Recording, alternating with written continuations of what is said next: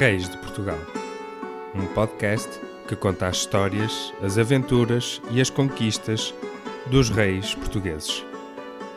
Um podcast de Rui Silva e Filipe Cavaleiro. Olá amigos, neste episódio gostaríamos de começar por lamentar os incêndios que esta semana devastaram e continuam a devastar o norte e o centro do nosso país. E lamentar também, principalmente, as vítimas mortais civis e bombeiros que resultaram destes mesmos incêndios. A todos aqueles que perderam as suas casas, toda uma vida de trabalho, memórias e bens preciosos, queremos deixar-vos aqui uma mensagem de alento e esperança de que tudo se vai recompor. O vosso lar é e sempre será onde vocês e os vossos familiares estejam bem e, acima de tudo, vivos. Aos bombeiros que, mesmo com escassos recursos, equipamentos ultrapassados, salários não coincidentes com os riscos que correm, e mesmo os voluntários, que nestes momentos não hesitam em arriscar as suas vidas em prol das vidas dos outros e dos seus pertences, o nosso muito obrigado. Segundo um estudo técnico conduzido pela Assembleia da República Portuguesa, que contém um capítulo que está integrado na investigação sobre o uso de fogo em Portugal, que foi conduzido por Emanuel Oliveira no âmbito de um trabalho de doutoramento na Universidade de Santiago de Compostela, e está lá incluído com a permissão do autor e da Universidade. Então eu passo a citar. Na Península Ibérica, uma das primeiras leis, referindo-se ao uso do fogo, encontra-se no chamado Fuero Juzgo, também conhecido por Liber Ludiciorum, ou simplesmente por Código Visigótico, que reúne normas e leis de direito comum, promulgada pelo rei Godo V das Vendo, de acordo com o 16º Concílio de Toledo, no ano de 652. Este conjunto legislativo tinha por objetivo regulamentar as práticas, usos e costumes dos povos hispano-romanos e visigóticos, sendo o primeiro Código de Espanha, mas também vigorou em Portugal até à data da publicação das Ordenações Afonsinas em 1446. Quanto ao uso do fogo, o título 2º das queimas e incendiários do livro 8º do Código Visigótico refere o seguinte: o que incendiar o monte ou floresta alheia de qualquer modo deve ser preso pelo juiz, receber 100 chicotadas e satisfazer o que foi queimado segundo a avaliação dos peritos. Se o servo fizer sem a vontade do senhor, sejam dadas 150 chicotadas e este satisfaça por ele, e não querendo pagar, deve dar o servo pelo dano. Se o caminhante fizer fogo no campo para cozinhar a comida ou aquecer-se, ou para outro fim, tenha cuidado de não fazer dano e de apagá-lo se pegar no restolho ou na palha, e se por acaso queimar colheita, eira, vinha, casa, pomar ou outra coisa, pague o seu valor pelo descuido. Na Carta Régia de Afonso V, que foi de 1438 a 1481, a 22 de setembro de 1464, faz referência aos conflitos do uso do fogo na bacia do rio Mondego, pelo que o monarca ordena para não serem postos fogos nos matos dentro do espaço de meia légua para cada uma das margens de Coimbra à Terceira. Basicamente, estas legislações, e já se fala disto, já vem de muito antes, não é? Já vem de 652.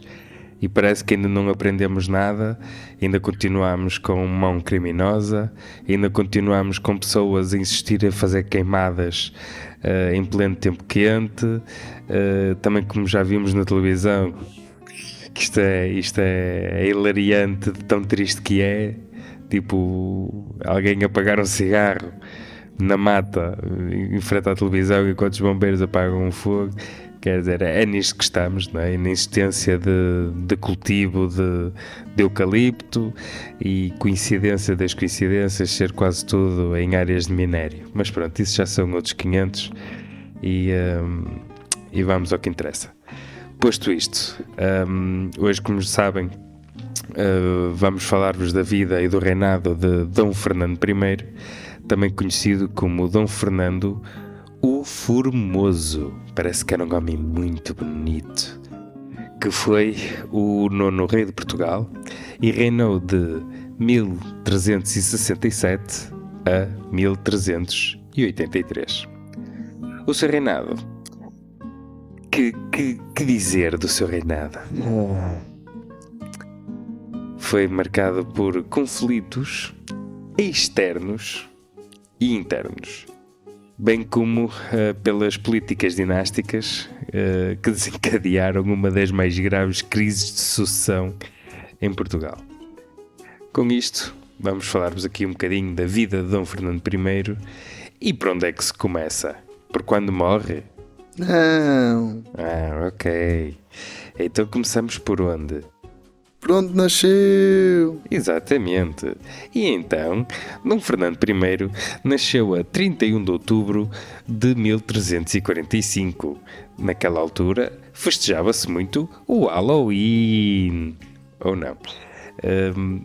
Dom Fernando nasceu, como eu estava a dizer, a 31 de outubro de 1345, em Coimbra, no seio da dinastia de Borgonha, que falecia naquela altura e que governava Portugal desde a sua fundação. Era filho de Dom Pedro I, também conhecido na rua como Justiceiro, e de Dona Constança Manuel, uma nobre castelhana.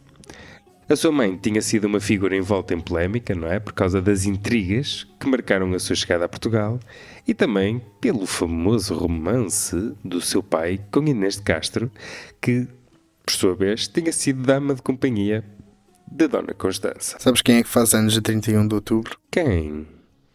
Os meus gatos. Dom Pedro I era um homem de forte caráter, né? Como falámos no último episódio, ele era conhecido pelo seu sentido de justiça implacável e o seu grande amor por Inês de Castro, que mesmo depois de ela ter sido mandada executar pelo avô de Dom Fernando, não é? O Dom Afonso IV, ele diz a lenda que a decidiu coroar. Apesar disso, Dom Pedro viveu. E pior do que isso, para além de a ter mandado coroar. Beijar a mão. Sim. Pois é. Sim, beijar a mão. Aquela mão não esquecer. Pétrida. Que bom. Fogo, tu querias mesmo. Que é certo é que Dom Pedro depois não vive o melhor período da vida dele, depois de fazer aqui a sua vingança contra os assassinos, que depois também torna isto uma das lendas mais trágicas e marcantes da história de Portugal. E Dom Fernando cresce assim num ambiente de clássica tensão familiar e política. Cresceram todos, portanto, se uns conseguiram, não sei porque é que os outros não conseguem. Este aqui era filho único, varão sobrevivente de Dom Pedro I e por isso logo herdeiro natural do trono de Portugal.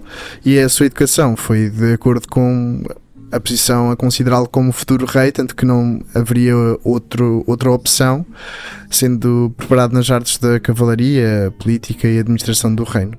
Não devia ter prestado muita atenção.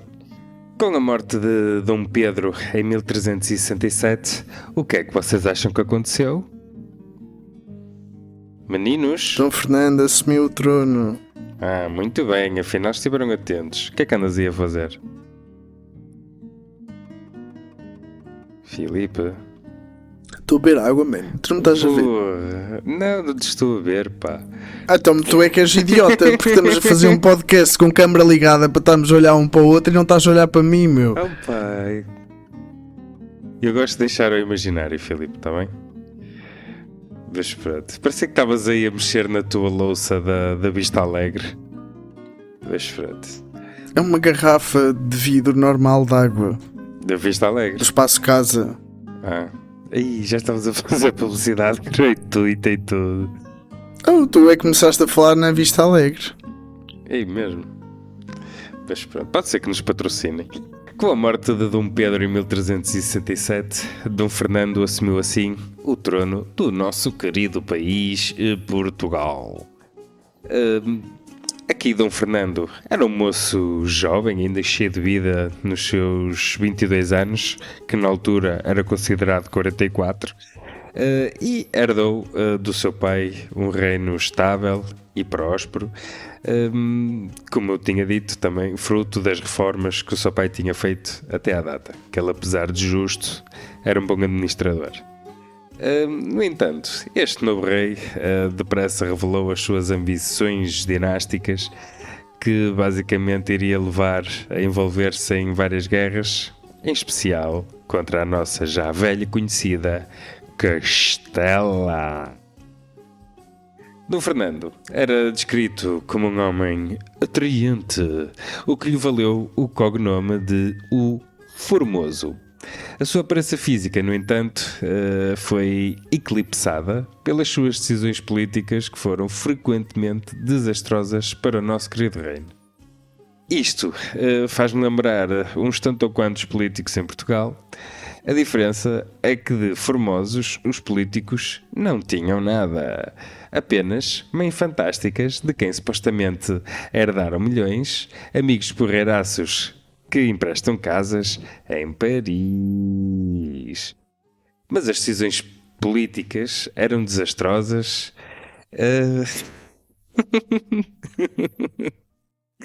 As decisões políticas eram desastrosas e também ele vestia um bocadinho mal para a sua época, apesar de ser formoso. Dizem as más línguas que não escolhia bem a roupa. Ele casou-se com a Dona Leonor de Teles, que se vestia sempre bem, e foi um dos episódios mais controversos e polémicos da história de Portugal, porque não condizia nada nem a roupa, desencadeando profundas divisões políticas e sociais aqui no nosso reino. A união deles foi repleta de escândalos e intrigas, na verdade é o que ele aprendeu do pai dele e do avô, o que contribui significativamente para a instabilidade interna no reinado que Dom Fernando vai desempenhar. E em última análise, para a crise de sucessão que seguiu à sua morte, vamos explorar aqui um bocadinho mais em detalhe. E Dom Fernando subiu ao trono em 1367 e diz que os seus sapatos estavam rotos à frente, tendo calcado fezes do seu escudeiro. Dizem, isto não está escrito em lado nenhum, mas dizem. Ele era um jovem ambicioso, desejoso em afirmar-se politicamente e garantir a continuidade da dinastia de Borgonha. O casamento era naturalmente um dos aspectos mais importantes. Pá, tu deixas-me falar. O casamento é uma coisa importante. Sim. Principalmente para assegurar alianças políticas e garantir sucessão, né? Que não aconteceu, não é? Pois, porque durante os primeiros anos havia aqui expectativas que ele casasse com uma princesa estrangeira para fortalecer aqui as relações de Portugal.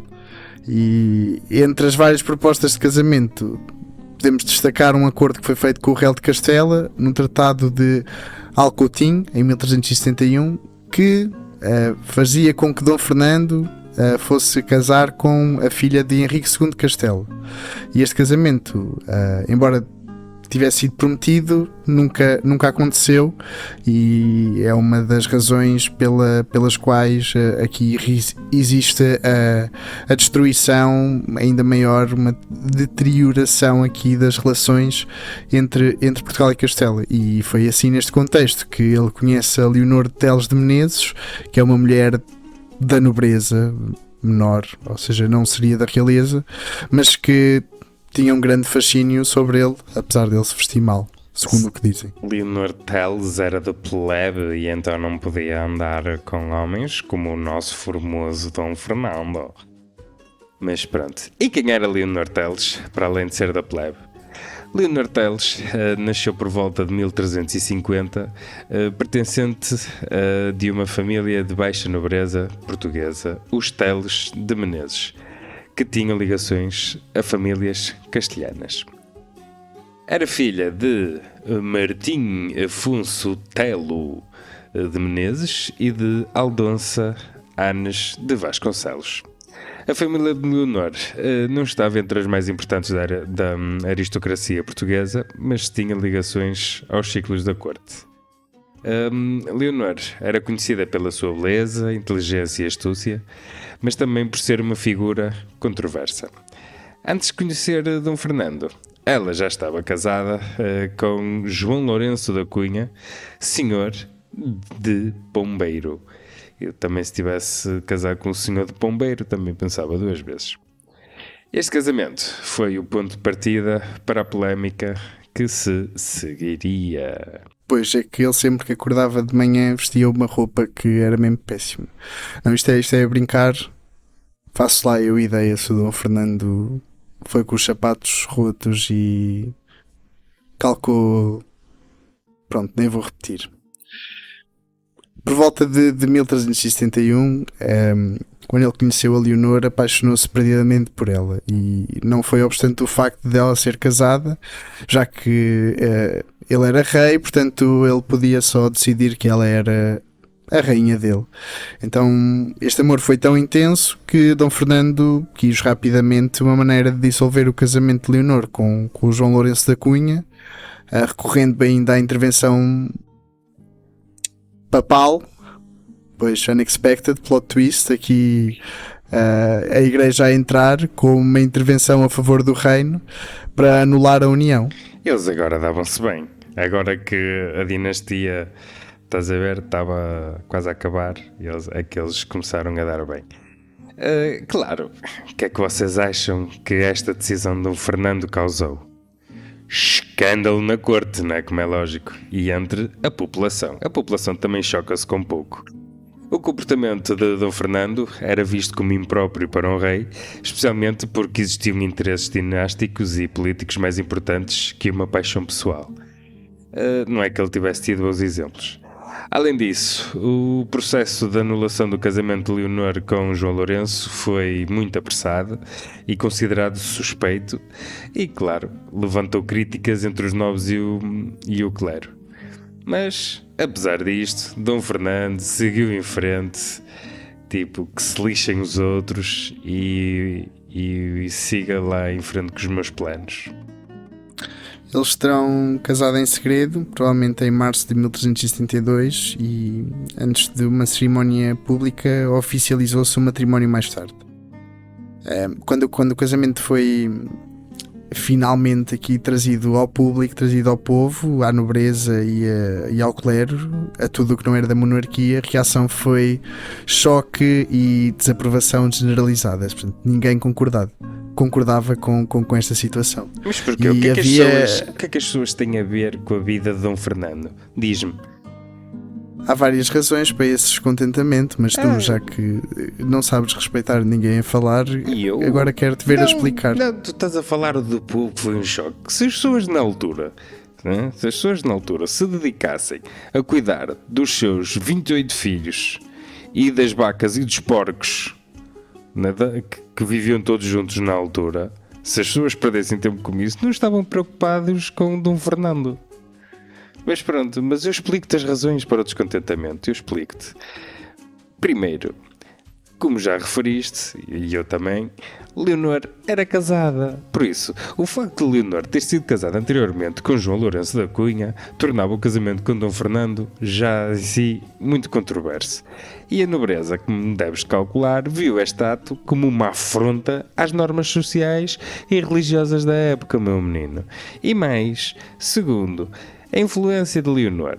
A menina Leonor, além de não ser vista, ou bem vista, aliás, por parte da nobreza, ela rapidamente demonstrou ser uma mulher de grande ambição e capacidade de manipulação. Era uma manipuladora. Foi frequentemente acusada de instigar e intrigar nos bastidores e de exercer uma manipulação, aliás, uma influência sobre o nosso querido rei, o que gerou suspeitas e descontentamento ainda maior entre a aristocracia, que temia que ela controlasse as decisões reais. E terceiro, o povo detestava. Ok? Porquê? Porque Leonor Teles era extremamente impopular e muitos viam-na como uma mulher fria e calculista. E, dizem as más línguas, que circulavam boatos sobre a sua conduta e sobre o modo como ela tinha conseguido atrair o afeto do rei. A sua ascendência na corte foi mal vista e a sua impopularidade aumentaria ainda mais durante os anos da regência, não é? Depois do Dom Fernando fechar os olhinhos. E depois, quarto, e para finalizar, foi a quebra de alianças dinásticas, porque o casamento de Dom Fernando com Leonor frustrou as esperanças de estabelecer uma aliança política com outros reinos europeus, como por exemplo Castelo e Inglaterra, que na Inglaterra até seria bom, que era para acabar um bocado aqui com a consanguinidade que existia, isto com portugueses e espanhóis, que isto já era porco. E era esperado que o nosso querido rei casasse com uma princesa estrangeira para fortalecer as relações diplomáticas, mas claro que ele optar por uma nobre portuguesa de menor importância, não é, de baixo calibre, desta plebe, de ralé, Dom Fernando colocou esses interesses em risco. Ficaste esclarecido? Eu não vejo problema nenhum em ele ter feito essa decisão. Aliás, eu também não. Quebra, eu também não. Atenção, eu também não. Quebra ali as linhas todas. E mais, que até quebra com ponto final, né? E mais te digo, pimenta no rabo dos outros para mim é refresco. A Leonor tornou-se a rainha consorte de Portugal, assim, mas a posição teve, como estavas a dizer, sempre com muita polémica. Polémica em todo o lado, porque Leonor não conseguia nunca cativar ninguém. Surpreendentemente conseguiu cativar o rei, não é? E ela não queria ser só a esposa do rei, portanto ela tinha muito mais planos. Ela era uma mulher ambiciosa que queria saber das questões do Estado e muitas vezes já revelia dos conselheiros reais e mesmo da nobreza. E este casamento dá origem a uma filha, a Dona Beatriz, que nasceu em 1373, e Beatriz seria assim a única descendente legítima do casal e desempenharia um papel crucial aqui na crise dinástica que surgiria após a morte de Dom Fernando. Para mim podia só ter continuado ela como rainha, mas à época isso também não seria visto com bons olhos. E durante os anos de casamento, Leonor tornou-se cada vez mais poderosa, especialmente à medida que a saúde de Dom Fernando começava a declinar nos últimos anos da sua vida, e ela consolidou a sua influência nos círculos mais próximos do rei, e assim foi capaz de manobrar a política interna do reino em benefício próprio e da sua família. Fina. E também, como estavas a falar, e bem, tu és bom falador, eu gosto de ouvir falar. Leonor Teles foi uma figura central na política interna do nosso país durante o reinado de Dom Fernando. E mesmo que ela fosse impopular, especialmente entre os nobres, a verdade é que ela conseguiu acumular muito poder e influência. A sua família, como disseste ainda agora, claro, também beneficiou da sua posição, com muitos dos seus parentes a serem elevados a altos cargos da corte. Quem nunca? Uma das suas maiores conquistas foi assegurar o casamento da sua filha Dona Beatriz com Dom João I de Castela em 1383.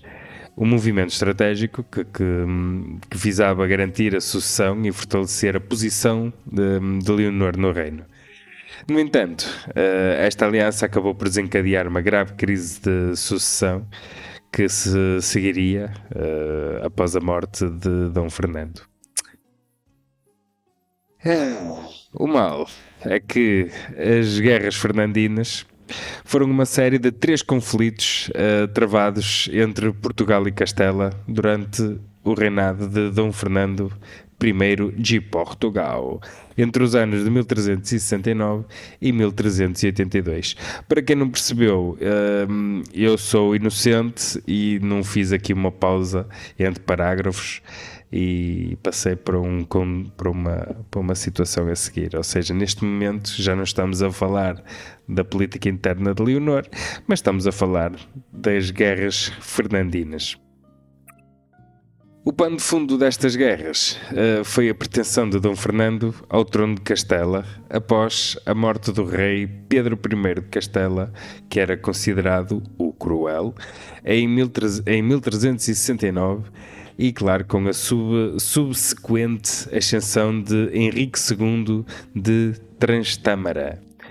Este período é marcado por uma complexa teia de alianças, ambições dinásticas e rivalidades entre coroas ibéricas, num contexto de conflito mais amplo que incluía a Guerra dos 100 Anos. O trono de Castela no século XIV era alvo de constantes disputas dinásticas e após este Dom Pedro I, o Cruel, de Castela a ser assassinado, o seu meio-irmão Henrique de Trastâmara assumiu o poder e Dom Fernando era bisneto de Sanches IV de Castela e, através da sua mãe, Constança Manuel, reivindicou o trono castelhano, alegando que tinha direitos legítimos à coroa.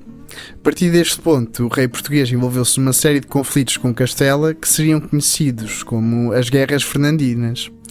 Estas guerras acabam por ter um impacto bastante significativo no Reino de Portugal, debilitando a nossa economia e destruindo tudo o que temos cá dentro, exaurindo todos os nossos recursos e, além de causarem grande instabilidade política e militar, estas ambições de Dom Fernando acabam por ser absolutamente desastrosas, resultando obviamente em nenhuma conquista territorial ou qualquer ganho político. Tens que ver o copo meio cheio. Ao menos não perdeu terreno, ok?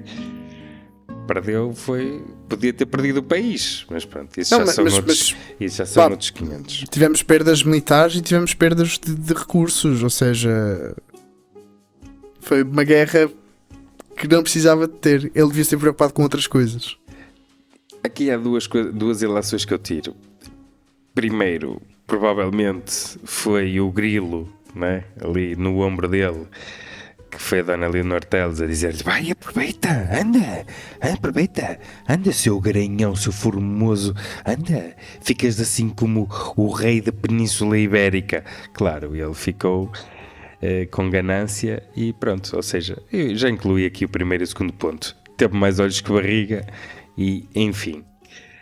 Não esquecer este ponto, porque fomos nós que começámos. Depois, quando chegámos à terceira dinastia, falamos como deve ser, mas na verdade fomos nós que começámos aqui a brincadeira. Aqui e nos outros, com os outros reis. Não, mas é assim, no início, né? Pá, isto já começou há muito tempo, nós só começámos esta. Mas quer dizer, teoricamente começámos a primeira com Dom Afonso Henriques, mas pronto, não vamos pensar assim. Bah. Primeira Guerra Fernandina, 1369 a 1371. Foi aqui uns anitos já, assim, enfim. As primeiras guerras fernandinas começaram logo após a morte de Pedro I de Castela, em 1369.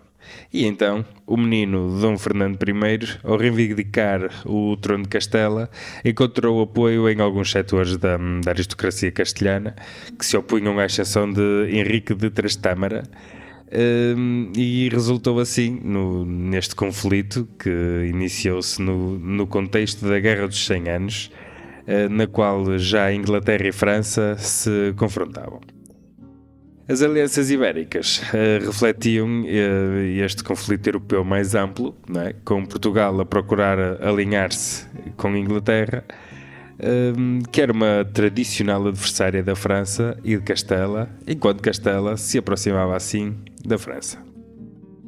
Esta reivindicação dinástica de Dom Fernando ao trono de Castela vem de uma argumentação que, como ele era bisneto do Sancho VI, como eu estava a dizer, tinha então uma legítima pretensão ao trono depois do Pedro I, o Cruel, portanto é o espanhol, não é o justiceiro, não confundir, ter sido assassinado. E a fragilidade de Castela neste momento era algo que aqui também tem um papel crucial, porque a sucessão no trono castelhano estava longe ser algo estável. Cá do nosso lado também não estava nada estável, e muitos nobres castelhanos estavam descontentes com Henrique de Trastâmara e viam em Dom Fernando uma alternativa, o que aqui potenciou as ideias aqui do nosso rei de invadir Castelo. E claro, com Dom Fernando a ter o apoio de alguns setores da nobreza castelhana e de Pedro IV de Aragão, invadiu assim o território castelhano. Só que as suas pretensões enfrentaram um sério obstáculo na forma de poderio militar de Henrique II e dos seus aliados, que incluíam a França. E embora o nosso amiguito Dom Fernando tivesse conseguido algumas vitórias iniciais, as suas forças não conseguiram sustentar uma campanha prolongada. Aliás, além disso, a nobreza portuguesa, já desgastada pelo custo da guerra, começou a manifestar descontentamento com a política belicista do nosso formoso rei. Existe um tratado que depois põe fim a isto tudo, que é o Tratado de Alcoutim, que foi assinado em 1371, no qual Dom Fernando era forçado a renunciar as suas pretensões ao trono de Castela, e neste tratado também estabelecia então o casamento que falávamos há pouco com a filha do Henrique II de Castela. Mas o rei português é que quebra este acordo, não soube esperar e casa-se pouco tempo depois com a Leonor de Teles, que é uma decisão que vem aqui então agravar mais a tensão. Portanto, eles tinham assinado um papel e ele está-se a cagar. Epá, isso não se diz aqui, meu. Isto é um podcast sério. Passamos assim para a Segunda Guerra Fernandina, que deu muito pouco descanso. Porquê? Porque começou logo um ano depois, né? Entre 1372 e 1373. Ou seja, a paz que resultou do Tratado de Alcoutim foi muito pequenina. Então, em 1372, Dom Fernando o que é que fez? Voltou a reabrir as hostilidades entre Castela. Aliás, com Castela. E fazendo o quê? Mais uma vez, reivindicando o trono castelhano. Dom Fernando tentou novamente formar alianças com Aragão e com Inglaterra, embora este último apoio tenha sido mais diplomático do que militar. Portanto, após aqui a violação do Tratado de Alcoutim por parte de Dom Fernando, ao casar-se com a Leonor de Teles, em vez da filha de Henrique II, fica logo aqui visto como uma afronta direta a Castela. Portanto, as coisas tinham apaziguado, mas ele estragou tudo outra vez. E depois voltam aqui então as renovações das suas pretensões ao trono castelhano. Portanto, ele continua a acreditar que poderia ainda um dia vir a conquistar Castela através aqui de uma nova campanha militar. Mas para tu teres uma noção, Dom Fernando deu tão pouco tempo, não é, entre a Primeira e a Segunda Guerra, que Dom Henrique II de Castela organizou rapidamente uma campanha para retaliar contra Dom Fernando. Ou seja, as forças castelhanas avançaram de forma rápida e eficaz, invadindo o território português, cercando assim várias cidades. Claro que nós estávamos muito bem preparados, não é? Como portugueses que somos, e o exército não estava preparado para sustentar um confronto prolongado, e a Segunda Guerra, como deves calcular, terminou rapidamente sabes? Com o Tratado de Santarém. Em 1373, em que Dom Fernando comprometia-se então a não interferir mais nos assuntos de Castela, e este tratado foi ainda mais desfavorável a Portugal do que o anterior de Alcoutim, porque além de ele ter que pagar uma pesada indemnização, Dom Fernando comprometia-se a romper as suas alianças com Aragão e não mais reclamar o trono de Castela. E a humilhação deste segundo tratado, no entanto, não dissuadiu Dom Fernando de continuar a alimentar as suas ambições dinásticas. Era daquelas pessoas que aprendia, não era? Que as lições lhe serviam. Mas não serviam. E o que é que acontece em 1381? A Terceira Guerra Fernandina, como é lógico. Esta terceira e última Guerra Fernandina surgiu já num contexto internacional marcado pela Guerra dos 100 Anos, como já tínhamos vindo a falar. E o Dom Fernando aliou-se à Inglaterra, que na altura estava em guerra com França e Castela, e o nosso querido rei esperava assim que a intervenção inglesa lhe fornecesse o apoio necessário para finalmente realizar as suas pretensões sobre Castela. Era teimoso, estapou do moço. Sabes que a Guerra dos 100 Anos demorou 116 anos. Pois, não sabias? Não, eu sabia que eu estava na ideia que não seriam assim dezenas de anos, pelo menos andar ali nos 100, mas... Portanto, esta aqui fica finalizada com o Tratado de Elvas, em 1382, que mais uma vez confirmou a incapacidade de Dom Fernando de conquistar o trono de Castela. Eu não sei porque é que eles não perceberam logo que terem ali aquilo escrito e assinado não valia de nada. Eles podiam ter logo assumido que se a primeira não resultou, não valia mais a pena estarem aqui contratados para a frente e para trás. Olha, mas eu acho que antes do tratado devias de falar das causas da Terceira Guerra. Peço desculpa. Peço desculpa, eu estava aqui tão concentrado em tratados. Sim. Porque esta nova aliança com a Inglaterra deu-lhe poder. Com esta nova aliança com a Inglaterra, Dom Fernando consegue ganhar aqui um bocadinho mais de poder, esperando que o apoio inglês fosse decisivo para esta luta que ele tinha também contra Castela. E a ambição de restaurar a influência em Castela, apesar dos vários fracassos das guerras anteriores, ele tinha esta grande ambição da qual nunca desistiu. Ele sempre foi fiel à sua ideia de conquistar o trono castelhano. É uma pessoa de ideias fixas, como o pai dele. E nesta terceira tentativa, Dom Fernando voltou a contar com o apoio de João de Gante. Isto é uma tradução se calhar para John of Gant, Dutch of Lancaster, que também tinha pretensões ao trono castelhano, através do seu casamento com a filha de Pedro I de Castela. A aliança com a Inglaterra envolvia mais uma vez a esperança de um conflito bem sucedido contra Castela, mas uma vez mais as expectativas foram rapidamente frustradas. Henrique de Castela, agora já consolidado no trono e sabendo perfeitamente como rebaixar o nosso Dom Fernando, conseguiu mais uma vez mobilizar uma resposta rápida e eficaz. Fazendo o quê? Invadindo novamente Portugal e rodeando várias cidades portuguesas, nomeadamente Lisboa.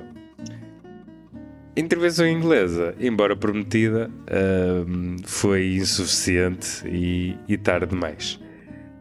As forças de John of Gaunt não chegaram a proporcionar o apoio necessário que Dom Fernando precisava. E agora sim o Tratado de Elvas. Pronto, se me permites, como eu estava a dizer há pouco, que eles deviam ter percebido logo no primeiro tratado que não iria resultar estarem a escrever que ele não poderia ter mais pretensões ao trono ou sequer conquistar Castela. Foram precisos 3 para ele entender isso. E ele foi então, desta vez com punições muito mais severas, obrigado a renunciar definitivamente às suas pretensões ao trono castelhano, e desta vez tinha que romper todas as alianças que pudesse ter com a Inglaterra, e Castela mais uma vez reafirma aqui a superioridade militar e política sobre Portugal. Eu acho que nós tivemos muita sorte deles não se terem passado e não terem só decidido não, tu vais sair daí e nós é que vamos ficar com Portugal. Não, eles fizeram-na pela calada. Eles só esperaram uns séculos e esperaram que Dom Sebastião desaparecesse numa noite, aliás, que Dom Sebastião aparecesse numa noite no nevoeiro e meteram cá uma terceira dinastia, mas isso foi mais à frente. Eles fizeram-na pela calada. Foi tudo um plano que começou claro. Aqui na altura. Eles começaram esse plano foi tão bem feito que resultou. Pois é. Mas pensa nisso. Vamos criar aqui uma teoria da conspiração. Quem nos diz a não nós... Não vamos criar. Isto não é desinformação, ok? Isto já é especulação ao máximo e já é invenção, acho que é melhor dizer invenção, mas era engraçado, não é? Tu pensaste que eles assim, é meu menino, tiveste aí Dom Fernando que andou aí a querer 3 vezes ascender ao trono, então daqui a uns séculos nós vamos falar aí com o menino Dom Sebastião, vamos instigar que ele queira ali conquistar Ceuta e depois olha, por lá fica. E nós ficámos aí com o vosso país sem qualquer tipo de perda militar, hein? Pois, para além dessa consequência devastadora da tua teoria da conspiração, houve outras que estas 3 guerras trouxeram para nós. Estas ambições de Dom Fernando não nos levaram a lado nenhum, porque ele não conseguiu nunca alcançar nenhum dos seus objetivos e o nosso país foi seriamente enfraquecido tanto ao nível militar como ao nível emocional também. Também ficámos bastante afetados com este rei desvairado e claro que nos afetou economicamente, né? Só gastar recursos em guerra nunca é bom, basta olhar para os dias de hoje que não faz sentido nenhum. Não penso, não. Sabes que naquela altura também não se investia muito em educação, parece-me. Pois agora investe-se e parece-me que não é suficiente também. Portanto aqui campanhas militares a destruir recursos, descontentamento generalizado entre a nobreza e o povo. Claro que dá cocó, né? Mas pronto, isto teve, como estavas a dizer agora e bem, teve muitas consequências para o nosso país. As principais, como já tinhas dito, foram económicas e claro, políticas, porque economicamente as guerras enfraqueceram gravemente a nossa economia. O esforço militar, aliado às pesadas indenizações que fomos obrigados a pagar nos tratados de paz, não aprendemos e então teve que ser a terceira, que a 3 é a conta que Deus fez, deixou o nosso tesouro real em ruínas. A agricultura, o comércio e outras atividades económicas também foram seriamente afetadas, porque se estamos a combater, não estamos a cultivar, se não cultivamos, também não colhemos, e depois também acredito que com as invasões, não é? Que as coisas também não tenham corrido propriamente bem. Politicamente, o reinado de Dom Fernando terminou num ambiente de grande estabilidade política, tipo como nós agora na gíria chamamos um ambiente de cortar à faca. A nobreza estava profundamente desiludida com o fracasso das campanhas militares e, claro, o nosso povo resiliente ressentia-se do custo das guerras.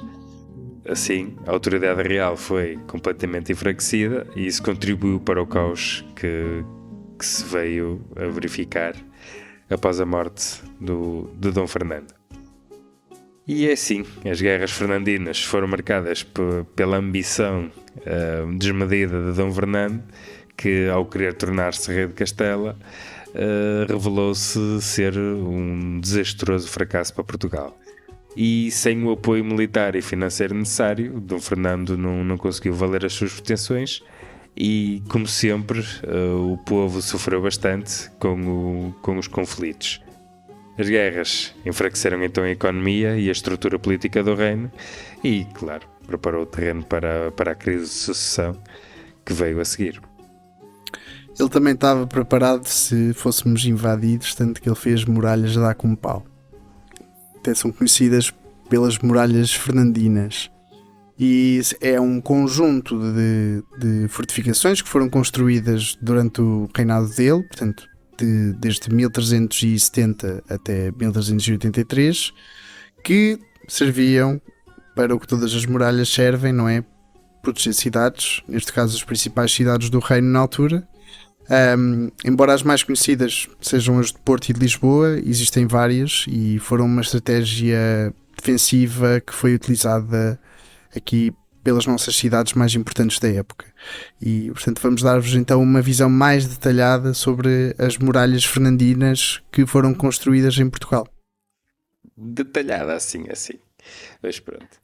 Ora bem, vamos começar por uma caminha querida, que é as muralhas fernandinas do Porto.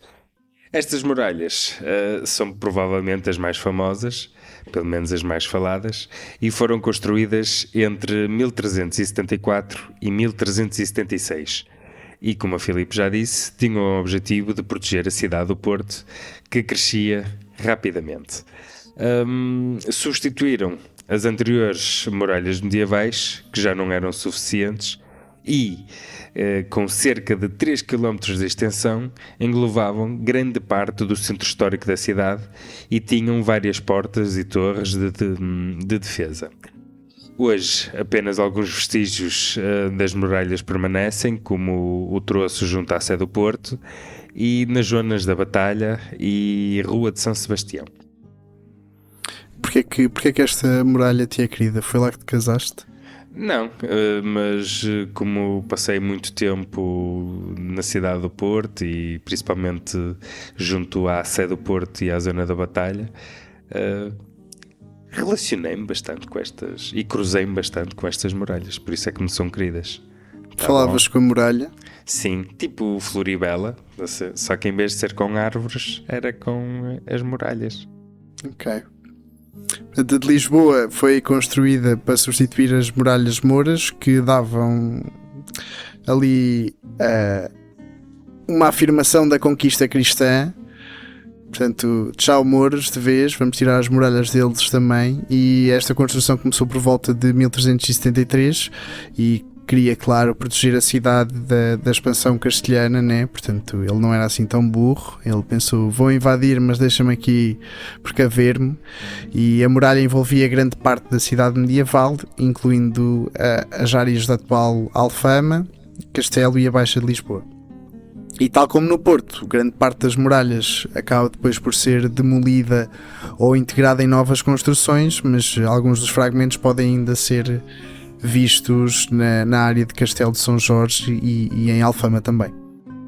E Dom Fernando também andou pelas zonas do berço do nosso país, de Guimarães. E embora menos conhecidas, Guimarães também contou com muralhas construídas ou reforçadas durante o reino de Dom Fernando I. No entanto, já existia um sistema defensivo mais antigo, e as muralhas de Guimarães tinham uma função já defensiva, mas também simbólica, dado o papel histórico da cidade como o berço da nacionalidade portuguesa. E com grande parte das muralhas já demolidas nos séculos seguintes, mas algumas secções foram preservadas, nomeadamente perto do castelo e na área histórica. As muralhas de Óbidos também têm aqui um bocadinho da mão de Dom Fernando. Apesar de elas não serem exclusivamente fernandinas, elas foram reforçadas durante o reinado dele. E esta vila medieval, que está estrategicamente localizada, tinha já um sistema defensivo estabelecido e as muralhas tinham que ser reforçadas para aumentar a proteção contra invasões castelhanas. Hoje as muralhas de Óbidos são uma das estruturas defensivas medievais mais bem preservadas de Portugal e cercam a vila histórica quase na sua totalidade. Eu acho que dá mesmo para tu dares uma volta inteira às muralhas. Acho que sim, já não me lembro, mas acho que sim. Além das principais cidades mencionadas, é possível que outras cidades ou vilas em Portugal tenham sido beneficiadas por estes reforços nas muralhas durante o reinado de Dom Fernando. E, como já fomos falando, o objetivo das muralhas era mesmo defender áreas vulneráveis a ataques, especialmente no período das crises dinásticas e na guerra com Castela. No entanto, devido à destruição e urbanização e também ao tempo, muitas destas muralhas foram completamente eliminadas ou integradas nas paisagens urbanas modernas, tornando assim difícil a identificação precisa de todas as cidades que tiveram muralhas fernandinas. Aqui algumas características gerais de todas as muralhas. Têm um tamanho considerável, portanto protegiam grandes áreas urbanas, tinham bué portas, controlavam o tráfego de mercadorias e pessoas e também pontos de fiscalização de entrada e de saída. Também tinham torres de vigia, mais uma vez pontos estratégicos para os guardas conseguirem monitorizar o que é que estava ali a passar e se vinham lá inimigos ou não. E eram de ferro, não, eram de pedra. E a maioria foi construída com granito e calcário, que são materiais resistentes e que aqui em Portugal nós temos bastante. Ou pelo menos tínhamos bastante na altura. Não sei se agora ainda temos muito. Não sei dados geológicos sobre estas pedras de granito e calcário. Calcário às vezes já bué nos canos. Sim, sim. E nas máquinas de lavar. Olha, Filipe, estás a ouvir? Estou. Conjuga-me o verbo bué. Eu bué, tu bué, ele bué, ela bué, nós bué, vós bué, eles bué, não é elas nós, bué. Não é nós buemos? Não. Ah, não? Ok. Não. Era só para saber. É que é assim, eu dizer que tinha muitas pedras não é tanto como bué pedras. Era a mesma coisa que eu agora sei. Tinha tótil pedras. Sim, não estamos no reinado de Dom Fernando, em que nem devia haver a palavra bué. Nem tótil. Será que havia tótil? Bem ao chat GPT, pergunta aí. Se na época de Dom Fernando I já havia bué e tótil. Não digas que isso ele vai dizer já que és burro ou quê? Bem, estas muralhas fernandinas, as muralhas fernandinas representaram um momento-chave na história de Portugal, principalmente nesta época marcada pelas guerras com Castela e, claro, pela necessidade de proteger as crescentes populações urbanas. Além de serem estruturas defensivas, as muralhas também serviam como símbolo de poder e de controle económico sobre as cidades. Hoje, os vestígios das muralhas fernandinas, tanto no Porto como em Lisboa e outras localidades, são patrimónios valiosos culturais e arqueológicos que testemunham a importância das cidades portuguesas durante o final da Idade Média. Desculpa, estava aqui a recuperar o meu fogo, porque vou falar de uma coisa muito importante que é a morte de Dom Fernando. 22 de outubro de 1383 é quando ele morre, e não trouxe apenas pesar, mas também trouxe a Portugal uma crise política e social, como a maior parte de nós sabe. Os que estão a aprender por este podcast, de relembrar que é sempre bom acreditar nos livros, como nós já dissemos. E ele só tinha uma filha legítima, que era a Dona Beatriz, que estava casada com o rei de Castela, João I. E, de acordo com o Tratado de Salvaterra de Magos, que foi assinado em 1383, Beatriz seria rainha de Portugal.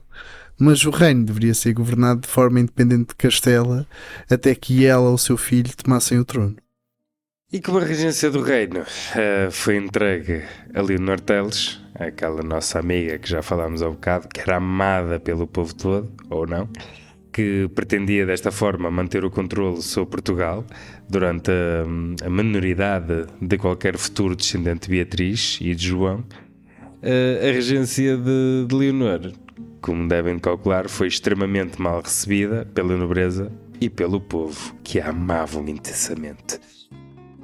Ela, logicamente, era vista como uma figura corrupta e manipuladora, e o facto da sua filha estar casada com o rei de Castela apenas alimentou, como todos devem calcular, o medo que Portugal sentia de acabar por ser enterrado também, mas integrado no reino vizinho.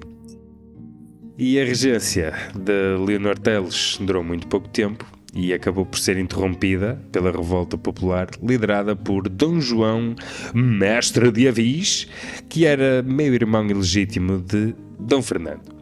O Dom Pedro andou a brincar na areia. Esta revolta, conhecida como a crise de 1383 a 1385, abre parênteses, considerada como interregno, ok, e fecho parênteses, culminou com a vitória das forças portuguesas na famosa Batalha de Aljubarrota, que se deu em 1385 E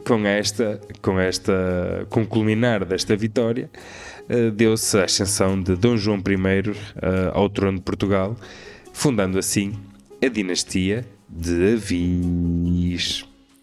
Na altura desta revolta, Leonor de Teles perde o poder em 1383 e é forçada a refugiar-se em Castela.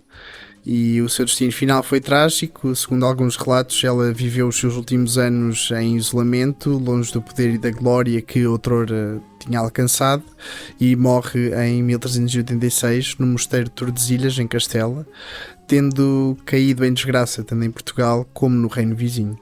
Anda, moça. Fazendo assim uma avaliação,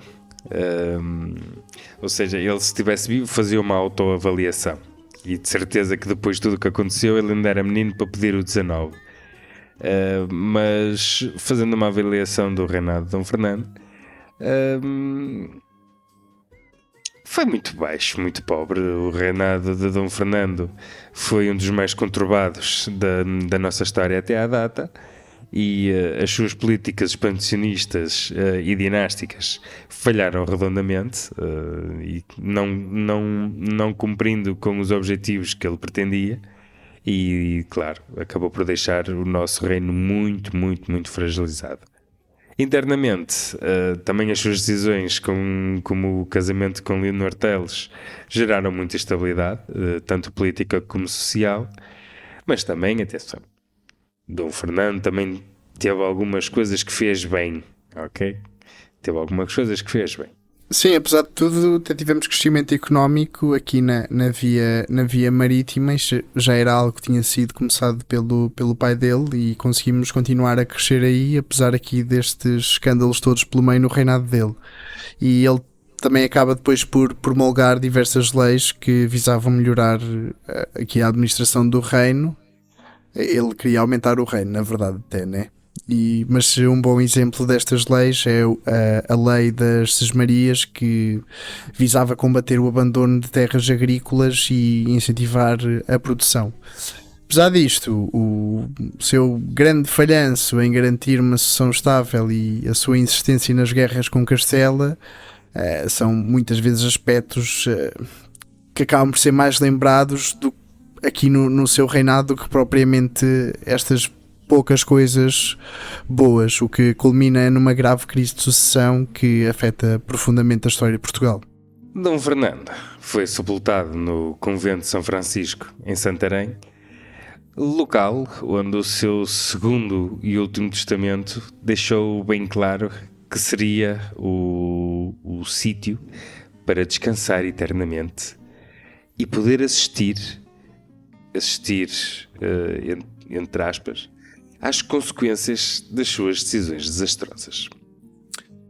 Devido à extinção das ordens religiosas em 1834, o convento de São Francisco ficou completamente ao abandono, sendo mais tarde instalada na igreja e no claustro do convento o regimento de cavalaria número 4, que lá permaneceu até aos meados do século XX e danificou os túmulos lá existentes.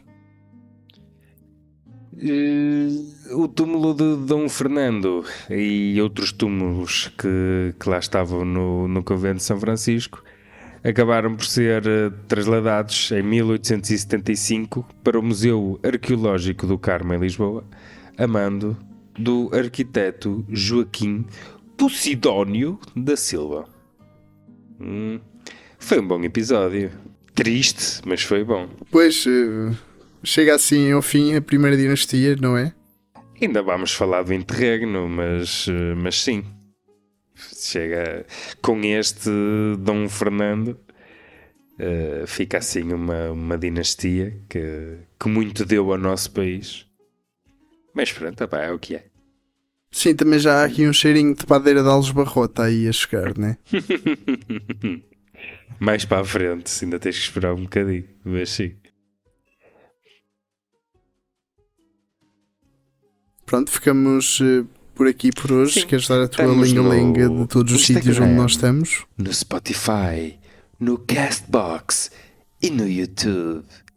E agora um bocadinho sério, mantenham-se seguros, O ar está muito, muito mau, por isso, se tiverem oportunidade, usem máscaras, ok? Usem daquelas branquinhas lá com o certificado N, não sei o quê. Não sei de cor, devia de saber, mas já que estou a passar essa informação, protejam-se e tenham muito cuidado. E, por favor, não provoquem incêndios, que isso é... Passando isto por um insulto, não sejam Dom Fernandes, está bem? Olha, era um bom insulto para as pessoas agora. Este conselho Sim, só vai, provavelmente, este conselho acho só que vai alguns para os que desistiram ficaram até quando o se fim. falou que Dom Fernando calcou o cocó do seu escudeiro. Pronto, assim nos despedimos, fica bem. Até para a semana. Reis de Portugal, um podcast que conta as histórias, as aventuras e as conquistas dos reis portugueses. Um podcast de Rui Silva e Filipe Cavaleiro.